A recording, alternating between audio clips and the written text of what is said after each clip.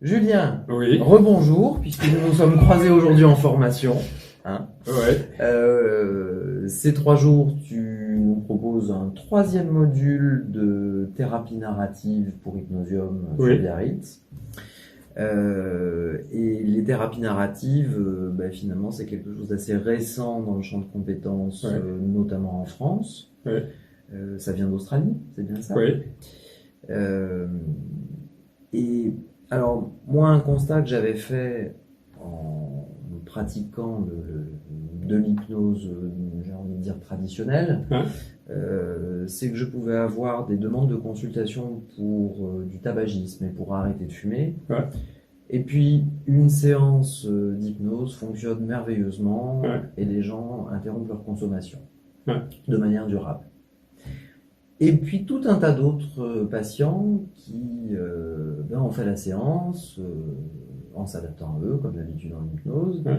mais là, échec de l'arrêt du tabac. Et est-ce que tu peux nous donner peut-être un éclairage au travers des narratives Oui. de qu'est-ce qui se passe à ce moment-là? Qu'est-ce qui fait que ça ne fonctionne pas? Ok. Alors pour moi, dans les deux cas que tu présentes, le premier cas, donc tu souhaites arrêter de fumer et puis tu peux t'en libérer avec une séance d'hypnose.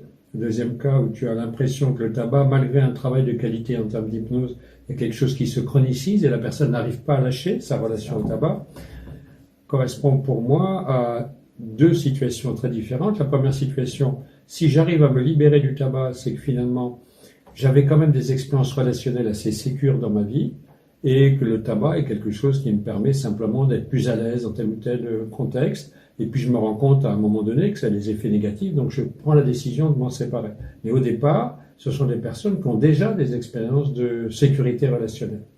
Et puis il y a un deuxième profil qui sont un certain nombre de personnes qui n'ont pas cette expérience de sécurité relationnelle, c'est-à-dire qu'il y a un fond de dissociation, comme on peut l'avoir dans les troubles de l'attachement, dans laquelle les gens finalement sont assez seuls, hein, ils vivent dans un monde où ils sont seuls, et le tabac, quelque part, est quelque chose qui remplace la relation à l'autre. Donc au début, évidemment, le tabac arrive dans une relation à l'autre, quelqu'un me propose de fumer, mais ensuite, c'est le support de la relation.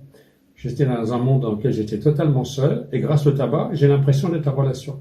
Et il devient tentative de solution. Il devient une tentative de solution. Plus je fume finalement pour rester en rapport avec l'autre. Et le jour où j'arrête le tabac, j'ai des angoisses de mort qui arrivent. Et la difficulté pour ces personnes-là, en termes d'arrêt de tabac, c'est le jour où ils arrêtent le tabac, il y a des effets émotionnels, il y a des angoisses de mort qui arrivent, parce que la personne est incapable à ce moment-là de se reconnecter à elle-même, puisqu'elle est en incapacité de se reconnecter avec l'autre. Autrement dit, finalement, c'est là que ma simple séance d'hypnose traditionnelle va échouer. Oui. Est-ce que tu peux m'en dire un peu plus là-dessus? Ok. Alors, la séance d'hypnose traditionnelle, lorsque la personne fait cette séance d'hypnose et que ça ne marche pas, c'est-à-dire que cette personne-là ne perçoit pas à l'intérieur de la séance d'hypnose la capacité à pouvoir vraiment lâcher prise pour être en relation avec l'autre. Donc le thérapeute. Le thérapeute. C'est-à-dire, quelque part, il y a une croyance qui reste, comme soit le thérapeute, si je rentre en relation avec lui, je lâche prise, quelque part, eh ben, il va pas être présent, il va pas m'accueillir. Finalement, au fond, il est indifférent à ma souffrance. Il est dans une relation technique avec ma relation au tabac, mais dans la relation avec moi, finalement, il est absent de la relation. Et donc, cette personne-là, elle commence à rentrer dans le processus parce qu'elle voit le thérapeute comme quelqu'un bienveillant, d'un point de vue cognitif, hein, quelqu'un qui essaie de faire le maximum, mais au niveau de l'affect, au niveau de son ressenti interne, il ne croit pas, la personne ne croit pas que le thérapeute a des intentions bienveillantes à son égard.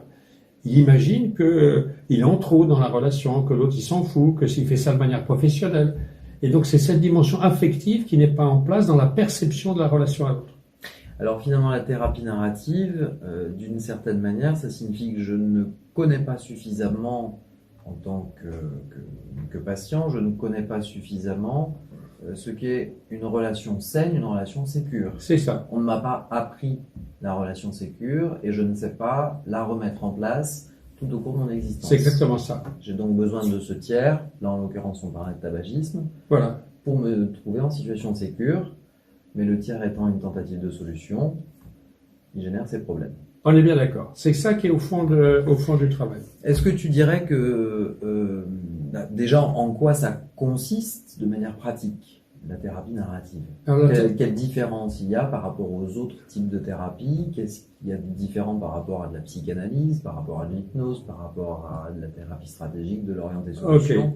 Alors, la thérapie narrative, comme la thérapie stratégique ou la thérapie orientée solution, sont des thérapies qui sont orientées vers la vie. C'est-à-dire tout est orienté solution. Alors, je peux être orienté solution, centré solution, parce que je vais m'intéresser au moment où ça se passe mieux, mais on cherche à mettre en évidence les actions que font les personnes quand ça se passe mieux. L'approche stratégique est une approche où on travaille avec les problèmes, mais dans une optique aussi centrée solution. Et là, on va bloquer les tentatives de solution qui empêchent les exceptions. Et ensuite, les exceptions en termes d'action arrivent. Donc, aussi bien l'approche centrée solution que l'approche stratégique sont centrées sur des questions qui portent sur les actions. Le narratif porte sur les intentions. C'est-à-dire que pour que mes actions aient du sens, c'est-à-dire mes actions rejoignent la relation, il faut que l'intentionnalité soit en place. Mais comme on l'a vu tout à l'heure, il y a un certain nombre de personnes qui n'ont pas d'expérience de sécurité relationnelle, donc l'intention n'est pas en place, et donc quelles que soient mes actions ne rejoignent jamais la relation. Et quand c'est le cas, les personnes restent dissociées, on rentre dans la chronicité, et le travail en narratif, c'est d'orienter le questionnement pour mettre en évidence cette dimension d'intentionnalité en lien avec le vécu affectif. Donc c'est ce lien affect, intentionnalité, relation qui est au centre du questionnement, et je dirais que la manière de questionner en narratif est une manière qu'on pourrait dire de l'hypnose conversationnelle. C'est-à-dire. Et le terme narratif, finalement, alors, le terme s'explique au travers de ça, puisque l'individu nous raconte son histoire de monde abominable, de monde de traumatisme, et on va aller pister chez lui les petites traces, les petits restes, les petits fragments de vie qui existent. C'est ça. En se rapprochant au plus près de ses termes à lui, de sa narration à lui. Voilà. L'idée du narratif, c'est que quand je suis dans une histoire saturée par les problèmes, ça correspond à des relations qui ne sont pas en place, dans lesquelles il y a une contradiction entre la relation à l'autre et la relation à moi-même. Et dans ce type de relation, le monde que je perçois est un monde où il n'y a que des problèmes. Et quelles que soient mes actions, je vais arriver sur des doubles liens. Et l'idée, c'est d'amener la personne par le questionnement sur les intentions, et les intentions étant en rapport avec le processus d'accordage, parce que c'est dans l'accordage corporel qu'on perçoit les intentions, on peut dire collaborantes de l'autre, bienveillantes de l'autre, son désir de participer à la relation. Une fois qu'on a mis en évidence cette intentionnalité, on va aller jusqu'à des expériences de description, d'expériences de valeur, qui sont des intentions qui sont partagées dans des relations. Et que l'on va enrichir. Qu'on va enrichir avec des histoires, etc. Et qui vont créer le cadre de la nouvelle histoire. Donc on va modifier la perception, puisque dans la nouvelle histoire, je suis en capacité de percevoir les intentions positives de l'autre, même si les actions sont négatives. Donc finalement, opérer une sorte de changement de cadre de mon regard sur ma propre existence. Exactement. Ça, c'est passer du monde traumatique au monde bienveillant de la relation. Voilà, c'est ça que l'on peut dire. Et pour répondre à la partie que tu as posée tout à l'heure par rapport à la psychanalyse, donc dans la psychanalyse, il y a au moins deux courants. Il y a un courant qui est, on pourrait dire, qui est très proche de ce qu'on fait, qui est la théorie de l'attachement. Donc je dirais qu'entre la théorie de l'attachement et l'importance de la relation sécure et ce qu'on fait en hypnose ericksonienne et en thérapie brève, c'est la même chose. C'est la même chose. Voilà. On parle toujours de relation. Voilà. Et tandis qu'il y a des parties de la psychanalyse où on ne parle pas de relation, où ce qui est premier, c'est le fantasme, le trauma, etc., dans lequel on est dans des mondes de survie et dans lequel le monde de la vie est simplement un fantasme. Alors là, on est dans une position assez différente parce que pour nous, la relation est quelque chose qui peut être authentique et sincère au niveau de l'affect et non pas toujours quelque chose qui est intéressé au sens d'utiliser l'autre par rapport à mes besoins narcissiques personnels. Alors, une nuance peut-être dont je sais qu'elle est chère à tes yeux, c'est que la thérapie narrative, finalement, c'est de l'hypnothérapie et ce n'est pas de l'hypnose par la suggestion simplement. C'est exactement ça. Ce n'est pas le soin on va dire de l'hypnoanalgésie, entre autres, qui passe par la suggestion.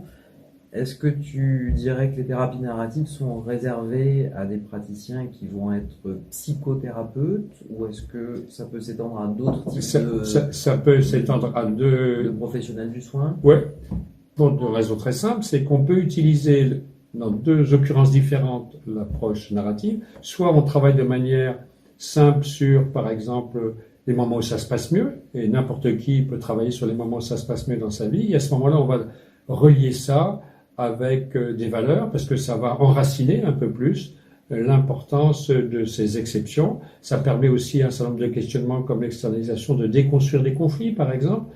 Donc ça peut être utilisé partout.